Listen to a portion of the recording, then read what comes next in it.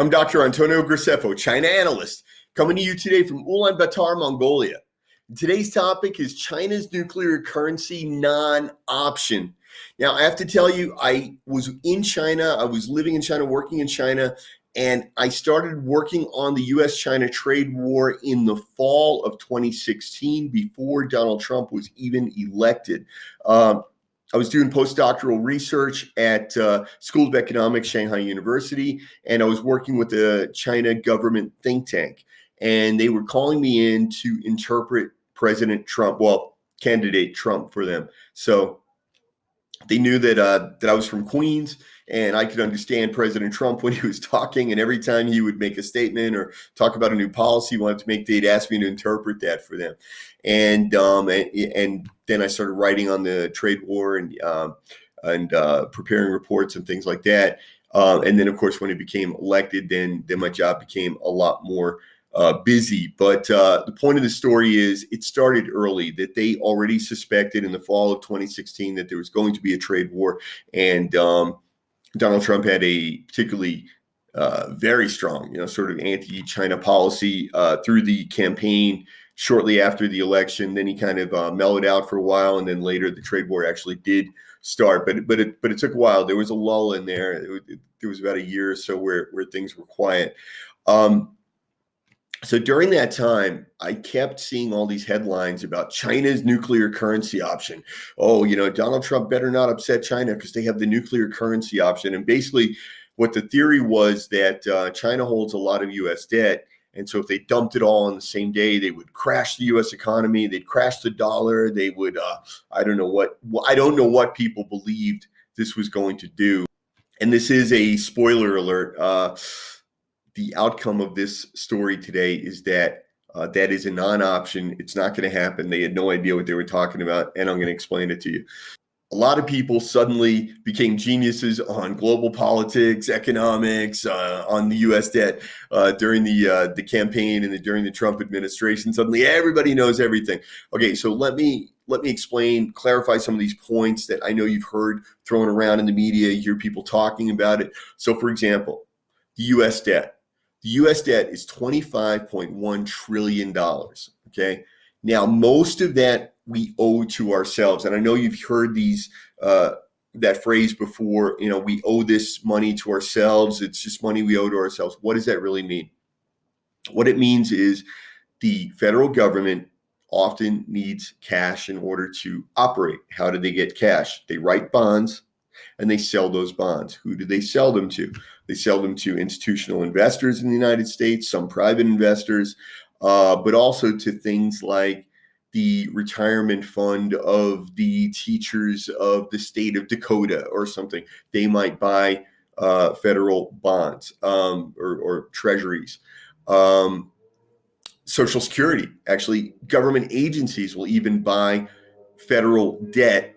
And then that's like you'll hear sometimes that a particular agency, particularly Social Security, comes up a lot in the news. The government, borrowed money from Social Security. What does it really mean? It really means they sold bonds to a government agency, or they sold bonds to a retirement fund or to investment banks. So that's where most of the debt is held. So we got 25 trillion in debt. And of that, only 6.78 trillion is held by foreign countries. Now, again, the media would have you believe, or alarmists would have you believe, that China owns so much of our debt, and it's unprecedented, and they control us, and this and that. That's not the case at all. So normally, or historically, Japan has been the largest holder of U.S. debt. And Japan is also our ally. It's a close ally. They were the largest holder of our debt. They invested in U.S. treasuries, and they keep them in their Federal Reserve. And this is part of their foreign currency reserve. Okay, all countries, all central banks keep foreign currency reserves, and they keep most of it in US dollars. So that's what Japan was doing.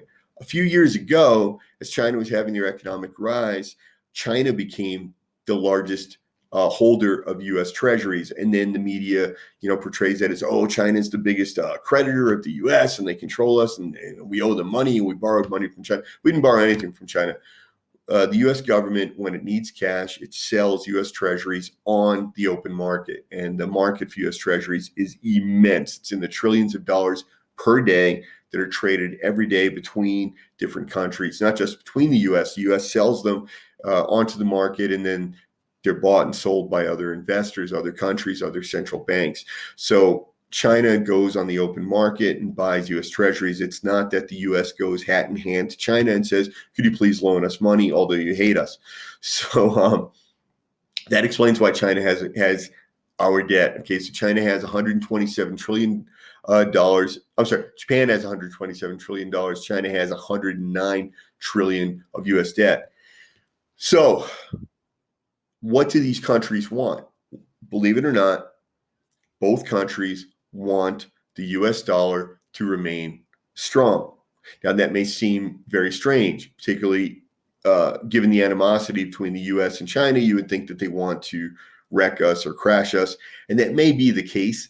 But in the short run or the medium-term run, they want the U.S. dollar to be strong. Why? Because then Chinese exports or Japanese exports are cheaper for Americans, right? So if the dollar is strong, it's easier for you to buy those imported products because they become cheaper to you. Meanwhile, foreign countries, if their currency is weak, they're happy to get U.S. dollars, right? So they want the U.S. dollar to be weak. They want the U.S. dollar to be strong, and they want to export more goods to us. Okay, and this is what they want in general. Now, there's other issues as well, and that is that currency, which we call fiat currency today, means it's just made of paper. It has no real value, right? It has no intrinsic value. It's just a piece of paper. So what is the value of a dollar? What is the value of a yuan? What is the value of a euro? In the old days, if you go back long enough, right, we had kings, and the king had gold in his treasury, and that was his wealth, or that was the wealth of the kingdom, was how much gold did you have in the treasury. And they used to actually trade with each other and buy and sell by using gold. Well, that became cumbersome. It's difficult to carry the gold. It's easy to get robbed. You could lose it. You have to weigh it. Is the weight accurate? Is the gold pure? There were a lot of issues in trading with gold. So eventually people found it was just easier to say, look, this is what I'm going to do.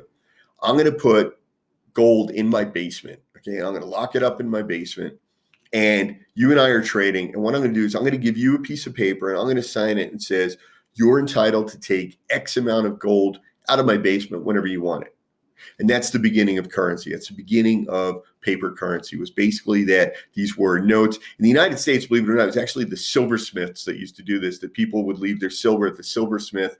And then when they needed to trade with each other, they would say, look, I've got $100 worth of silver at the silversmith. So I'm going to write a note to the silversmith that says, please give you, Mr. Jones, or whoever I'm trading with, please give him, $20 worth of my silver, and I'll give you this piece of paper. And you go to the silversmith, and he'll actually open my vault at his place, and he'll give you some of my silver. So anyway, this is how currency came into being.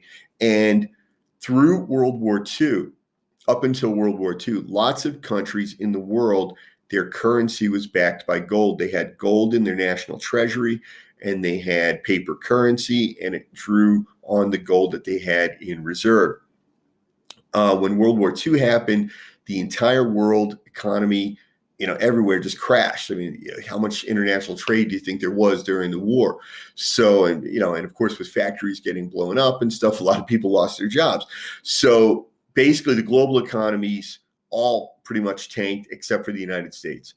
And around 1944, when it looked like the war was ending and that the Allies were probably going to win, there was a meeting, the Bretton Woods meeting, and basically it was determined at that meeting that the IMF, the International Monetary Fund, would be established, the World Bank would be established, and that the U.S. would basically use the gold in the U.S. Treasury to back the currencies pretty much of the rest of the world, because everybody else's currency was worth absolutely nothing. It was just paper. It was backed by nothing.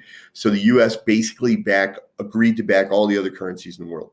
And this went on until the 1970s, 1971 actually.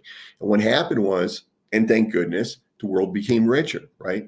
If you think pre-World War II, how many first world countries, and I don't know that they actually even used that term back then, but how many rich countries were there before World War II? There weren't that many, Britain, France, Japan, whatever. It was only a few. And how many countries were still colonies? How much of Africa, North Africa, parts of Asia were still colonies?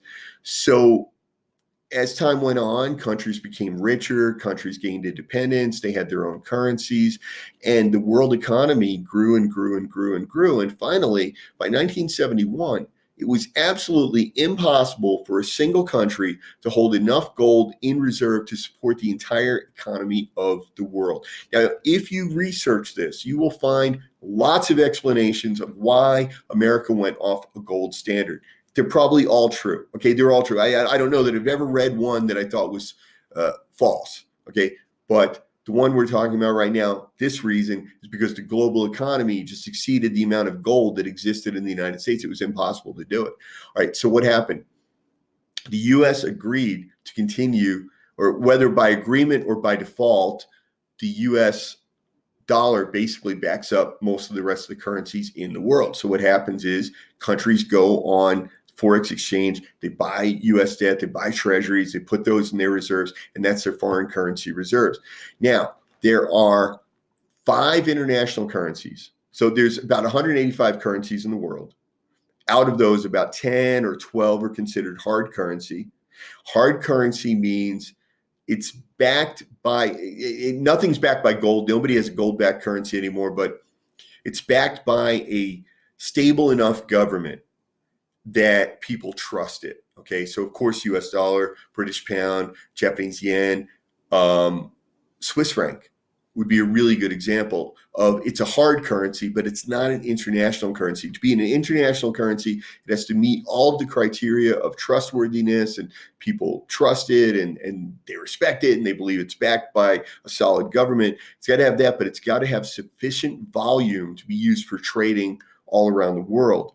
So, for example, the Canadian dollar, the Australian dollar, New Zealand dollar are all hard currencies. The Scandinavian currencies, I believe, are also considered hard currencies because, the solid governments, we know that they're good. It's sort of like if you owned a convenience store in your hometown and there's certain people who you don't want to accept checks from, and there's certain people that they come in and you can accept a check from that person and it's going to be good. It's the same way with currencies, among countries. So yeah, if Canada wanted to write me a check, I'd accept it.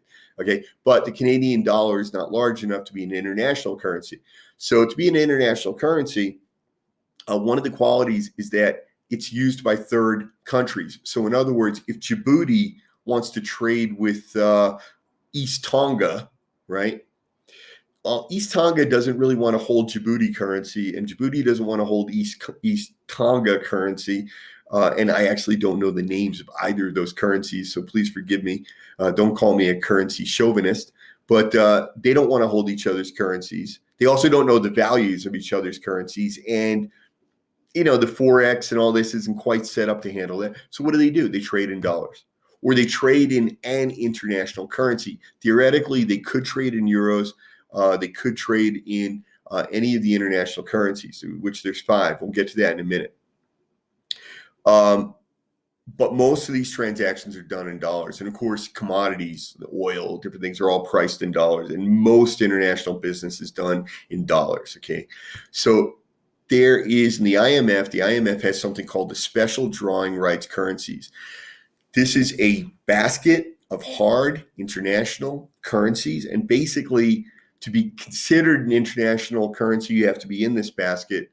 So there's only 5 of them in the world, and they are the US dollar, the euro, the RMB, the yen, and the British pound in that order, right? With the US dollar being dramatically the biggest one.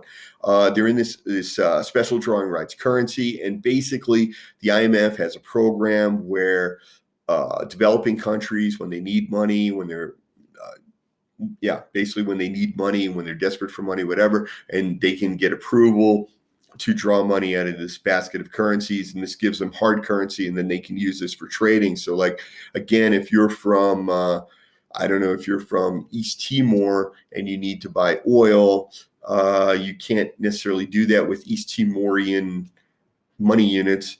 So you need US dollars, or you need euros, or you need something to be able to go on international markets and buy things. All right. So basically, if you're included in this IMF basket, you're considered an international currency.